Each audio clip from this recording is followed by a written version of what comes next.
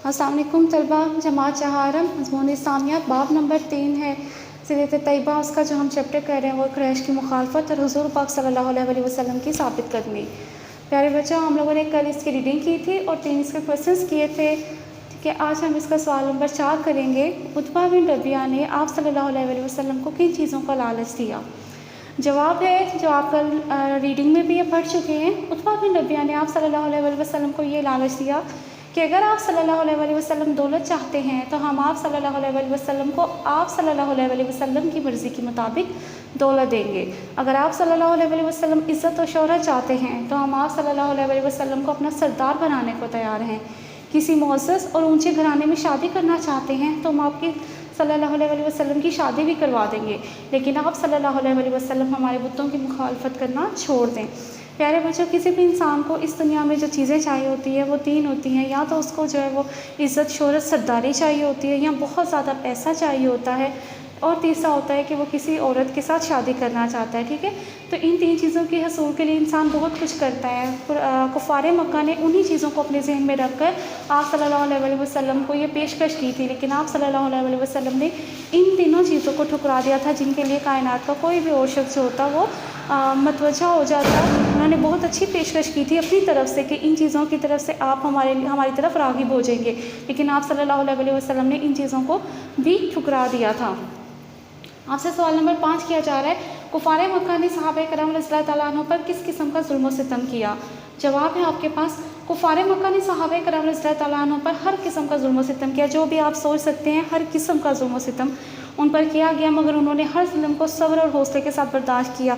इतना जुल्म व सितम बर्दाश्त करने की सिर्फ एक ही वजह हो सकती है, वो होता है अल्लाह पर ईमान। ठीक है, अल्लाह पर ईमान, रोज़े आखिरत पर ईमान। आप सल्लल्लाहु अलैहि वसल्लम और अल्लाह की मोहब्बत उनके दिलों में इतनी ज़्यादा थी कि वो हर जुल्म और सितम को बर्दाश्त करते गए।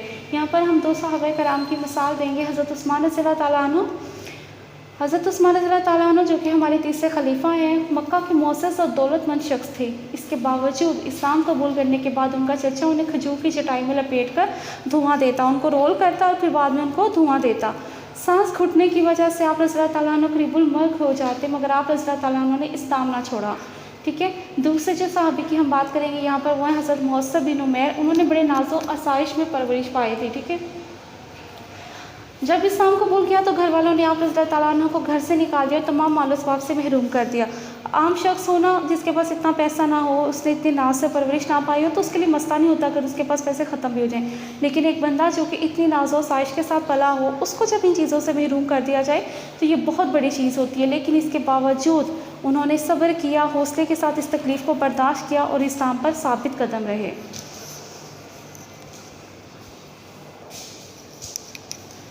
नेक्स्ट आपसे सवाल किया जा रहा है कि हज़रत बिलाल रज़ियल्लाहु तआला अन्हु और हज़रत ख़ब्बाब बिन अर्त को जो है वो किस किस्म के उन पर मुज़ालिम हुआ करते थे, वो बताएंगे हम। यहाँ पर जवाब आपका लिखा हुआ है। हज़रत बिलाल रज़ियल्लाहु तआला अन्हु जो इस्लाम के पहले मुअज़्ज़िन थे, ठीक है, इस्लाम में फ़र्स्ट टाइम जो अज़ान दी थी वो हज़रत बिलाल रज़ियल्लाहु तआला अन्हु ने दी थी। उमैया बिन खल्फ़ के ग़ुलाम थे। जब हज़रत बिलाल रज़ियल्लाहु तआला अन्हु ने इस्लाम कबूल किया तो उनका आका उन्हें गर्म रेत पर लटाता, भूखा प्यासा रखता और उन्हें सख्त तकलीफ़ देता। उनके गले में रस्सी डालकर बाज़ारों में घसीटता, मगर हज़रत बिलाल रज़ियल्लाहु तआला अन्हु की ज़ुबान से आहद आहद के अल्फाज जारी रहते। देखिए बच्चों, गरम रेत पर लटाना, अरब जो है वो सहरा था। ठीक है, वहाँ पर रेत जो है हम लोग जितना इमेजिन कर सकते हैं उससे कई गुना ज़्यादा गर्म थी। उसके ऊपर जब लटाया जाता है तो वैसे ही होता है जैसे आपको गर्म कोयलों पर ही लटाया गया है। ठीक है, वो जो गर्म सूरज की तपिश से इंसान की जो चर्बी होती थी वो गर्म रेत के ऊपर पिघलती थी। ठीक है, उसके अलावा जो था उनका आका उनके ऊपर सीने पे जो भारी पत्थर रखता था कि ये मूव भी ना कर सके। और भूखा प्यासा रखना, भूखा प्यासा रहना सुनने में बड़ा आसान लगता है, लेकिन जब गुजरती है तो पता चलता है कितनी बड़ी तकलीफ़ है। जब हम रोज़ा रखते हैं तो तब आपको पता है जब अफ्तारी का टाइम होता है हमारा जो कहता है बस पानी पी लें हम लोग, रोज़े में भी हमें पानी की प्यास होती है, तो वो तो है ही गर्म इलाका। ठीक है, सहरा था, सहरा में तो वैसे ही बहुत गर्मी होती है, तो वहाँ पर जो प्यास है वो भूख से भी ज़्यादा अज़ियतनाक थी। तो उनका आका उनको यही तकलीफ़ देता था और प्यासा रखता था, भूखा रखता था। ठीक है, उनको जो है वो बाज़ारों में घसीटता था उनकी इंसल्ट करने के लिए, लेकिन तमाम तकलीफ़ के बावजूद उनकी ज़ुबान से यही अल्फाज जारी रहते थे कि अल्लाह एक है, अल्लाह एक है। मतलब उनका अल्लाह पर इतना ईमान था। दूसरे हज़रत ख़ब्बाब रज़ियल्लाहु तआला अन्हु, उनको अहले मक्का मुख्तलिफ़ मुख्तलिफ तकालीफ देते, कभी बाल नोचते और कभी जलते हुए कोयलों पर लटा देते। उनके जिस्म की चर्बी पिघलने से वो कोयले बुझते थे, ठीक है।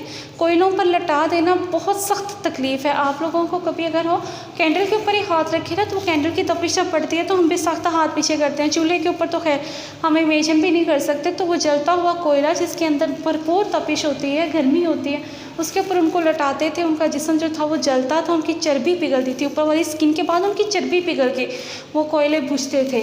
लेकिन इसके बावजूद वो उन्होंने इस्लाम नहीं छोड़ा और इस्लाम पर डटे रहे। सवाल नंबर 7 है कि इतनी तकलीफ़ और अज़ियतें बर्दाश्त करने के बावजूद सहाबाए कराम क्यों इस्लाम पर कायम रहे थे?